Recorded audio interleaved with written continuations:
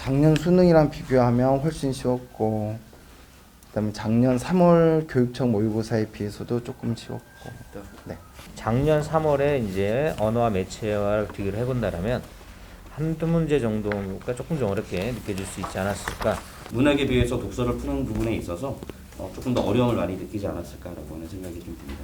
결국은 이제 이 독서 파트가 뭐 어떤 고득점을 받는 관건이 되지 않지 않을까 보시는 거죠. 종로학원 국어과 박평수 선생입니다. 이번에 여러분들 3월 2020학년도 3월 전국연 학력평가 같은 경우는 일단 작년 수능에 비해서는 좀 다소 쉽게 출제됐다고 판단이 됩니다. 그리고 전년 3월 모의고사하고는 좀 비슷한 난이도로 출제된 걸로 판단이 됩니다. 이번도 마찬가지로 선택 과목에 있어서는 어떤 거 언어와 매체가 합법보다는 한두 문제 정도 다소 어렵게 출제된 걸로 판단이 됩니다.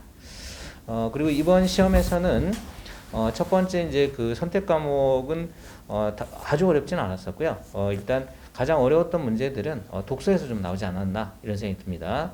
문학 같은 경우는 지문이 좀 생소하긴 했지만 선택지라든가 문항 자체의 구성이 좀 평이해서 쉽게 풀었다라면 독서가 조금 좀 어렵게 나왔는데 기술 지문 같은 경우는 11번 같은 경우 지문 내용에 대한 어떤 이해도 필요했고 문제 해결에 적용하기도 좀 쉽지 않았을까, 쉽지 않았지 않았나 이렇게 판단이 됩니다.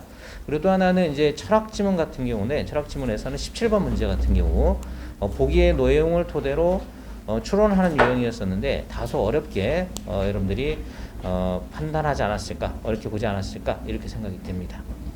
자, 이제 세 번째는 이제 어떻게 시험에 대비할 것인가, 이후에 수능에 대비할 것인가를 여러분들 말씀드리면 첫 번째는 이 통합 수능 형식으로 나와 올해 3월에 나온 문제 자체가 작년 3월에 서울시 교육청 이 전국연합 학력평가 문제하고는 일단 문항수는 같지만 구성이 좀 약간 차이가 있죠, 여러분들. 그래서 작년 평가원 6월, 9월 그리고 수능 문제, 이 문제 형식에서 보면 독서 이론에 대한 문제, 독서 지문 나오고 문항 나오고 이 형태로 가져간 거는 작년 6월, 9월 수능인데 이 기조를 이제 이번에 이제 이어받은 거라고 생각이 됩니다. 그래서 여러분들이 일단 첫 번째는 새롭게 변화된 통합 수능의 통합 영역의 문제들을 어떻게 풀어나갈 것인지에 대한 지문에 대한 어떤 이해, 그 다음에 문제 유형에 대한 숙지가 일단 필요하다고 생각이 됩니다. 그래서 일단 기출문제, 초반에 중요한 거는 기출문제를 중심으로 해서 여러분들이